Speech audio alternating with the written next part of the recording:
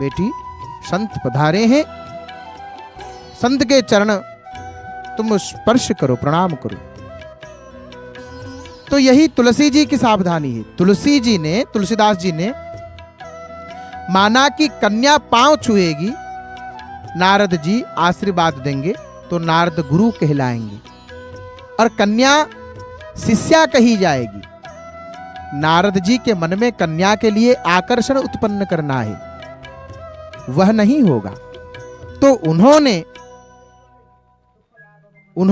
इस तरह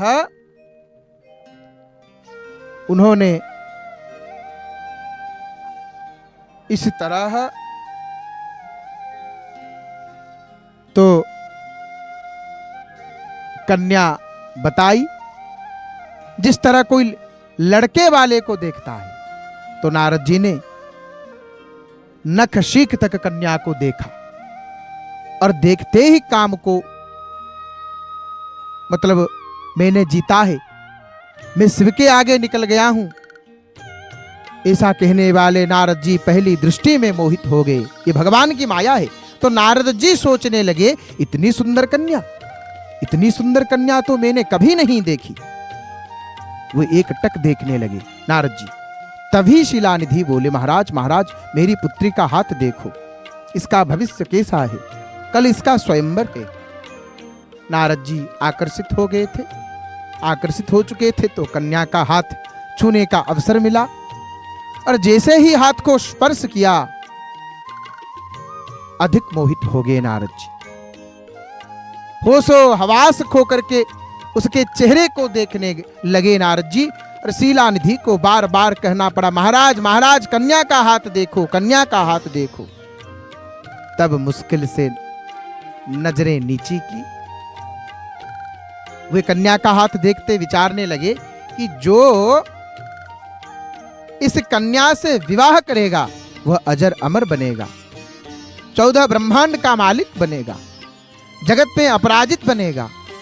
हकीकत में ऐसा लिखा नहीं था, सच में हकीकत में ऐसा लिखा नहीं था, वास्तव में ऐसा नहीं लिखा था। वह लिखा था कि 14, मतलब ये सब नारद जी वैसे ही कह रहे हैं, तो वह लिखा था कि 14 ब्रह्मांड का मालिक, जगत में अपराजित और अजर अमर व्यक्ति इससे विवाह करेगा। पर नारद जी उल्टा पड़ रहे थे। वे सोचने लगे कि कन्या इतनी सुंदर है, और इससे विवाह करने पर अजर अमर 14 ब्रह्मांड का मालिक बना जाता, मतलब मालिक बना जाता हो, तो और काम को मैंने जीत लिया है, फिर विवाह में क्या अड़चन है। तो यह कन्या मुझे मिले तो मुझे इससे विवाह करना है। नारद जी के मन में विवाह करने का विचार आया। कब ज्ञानी मूर्ख बन जाए कुछ कह नहीं सकते, ये सच्ची बात है। कब ज्ञानी मूर्ख बन जाए कुछ कह नहीं सकते, भगवान की माया है। तो नारद जी को ख्याल आया कि मेरा जो यह रूप है, इससे वह कन्या मुझसे विवाह नहीं करेगी। इसके लिए मुझे सुंदर रूप, अच्छा रूप चाहिए, सुंदर रूप चाहिए, क्योंकि मेरा रूप देखकर राजा मुझसे विवाह नहीं कराएगा, पांव ना छुआएगा। शादी के लिए तो सुंदर रूप चाहिए, तो वो मुझसे नहीं है। 6 महीने का समय होता तो विष्णु भगवान को प्रसन्न करने के लिए साधना करता, उससे सुंदरता मांगता और इस कन्या से विवाह करता। अब तो एक ही रात बाकी है, कन्या कैसे प्राप्त हो? नारद जी मन में सोच रहे हैं। सोचते सोचते नारद जी जाने के लिए खड़े हुए।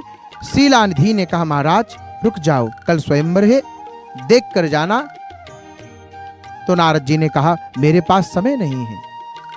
स्वयं शादी के लिए उत्सुक हैं नारद जी नगर के बाहर निकल गए, जंगल में जाकर स्तुति करने लगे। महाराज, मेरा हित करने के लिए आपके सिवाय कोई नहीं है, मुझे आपकी सख्त जरूरत है प्रभु। तो वे भगवान को पुकारते हैं नारद जी, और यहाँ पर भक्त भी प्रभु को पुकार रहे हैं, जगन्नाथ जी को पुकार रहे हैं। हे पतित पावन, हे दीन बंधु, हे नीलाद्रिनाथ, हे नीलाचलनाथ। तू न संभाले तो हमें कौन संभाले। प्रभु आप ही हमारे सहारा हो, सब कुछ हो हे मेरे नाथ। पवित्र ध्वजारोहण के इस अनुष्ठान को देखते हुए भक्त बीच बीच में दोनों हाथों को ऊपर की ओर उठा के प्रणाम कर रहे हैं। ये भाव है, क्योंकि जब इतना बड़ा मंदिर, इतना विशाल मंदिर को भक्त देखता है, खाली मंदिर ही बड़ा नहीं है बल्कि यहां पर ठाकुर भी बड़े हैं। हरि हरि बोल। अभी मुख्य ध्वजा बांधेंगे चुनरा सेवक। सबसे पहले उस दंड को प्रणाम कर रहे हैं, ब्रह्म दंड को प्रणाम करके उसके बाद उस दंड को नीचे की ओर खिसकाएंगे। तो सज्जनों, बंधुओं, सुभाषित प्रकृति से बड़ा कोई गुरु नहीं है। गर्जति सरदिन वर्षति वर्षति वर्षासु निस्वनो मेघः नीचो वदति न कुरुते न वदति सुजनः करोत्येव। शरद ऋतु का बादल सिर्फ गरजता है, बरसता नहीं। पर वर्षा ऋतु का बादल बिना आवाज के मतलब कोई आवाज नहीं, बिना आवाज किए जमकर बरसता है, जमकर बरसता है। ठीक वैसे ही नीच मनुष्य सिर्फ बोलता है, करता कुछ नहीं।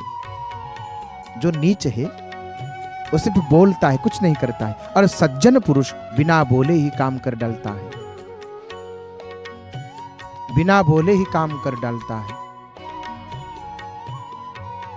देखिए, कर्म बोलता है, शब्द नहीं। खोसले वादे वही करते हैं जिनमें दम नहीं होता, भरा हुआ घड़ा आवाज नहीं करता। जो दिखावा कम और काम ज्यादा करे वही असली सज्जन है। श्री राम ने कभी अपनी प्रशंसा नहीं की, जगन्नाथ जी ने कभी अपना प्रशंसा नहीं की, पर बन बन भटक कर धर्म स्थापित कर दिया प्रभु ने, कोदंड पाणी प्रभु ने। आज पीला रंग के ध्वज को देखिए, चुनरा सेवक, पीला रंग के ध्वज आज भी बांधा जा रहा है। सज्जनों, इस पवित्र अनुष्ठान ध्वजारोहण के दिव्य अनुष्ठान को हम देख रहे हैं। मुख्य ध्वजा बांधा जा रहा है। चुनरा सेवक बिल्कुल मंदिर के शीर्ष पर, शिखर पर, नील चक्र के ऊपर खड़े हो करके इस पवित्र अनुष्ठान को कर रहे हैं। हरि हरि बोल, जय हो। कितना सुंदर हमारे महाप्रभु के ध्वज। जय हो, जय हो। हे जगन्नाथ, हे जगन्नाथ, हे कृपा निधान, हे मेरे मालिक, हे मेरे प्रभु, आप सबके अन्नदाता हो प्रभु, आप सबके प्राणनाथ हो। हे नाथ, हे अनाथों के नाथ, दीन बंधु, हे पतित पावन प्रभु, हे प्यारे, हे जगन्नाथ। तो सज्जनों, भगवान जगन्नाथ जी की असीम कृपा और आशीर्वाद आप सभी पर हमेशा बनी रहे। हम सबने ध्वजारोहण के इस पवित्र अनुष्ठान को देखा। जय जगन्नाथ टीवी के माध्यम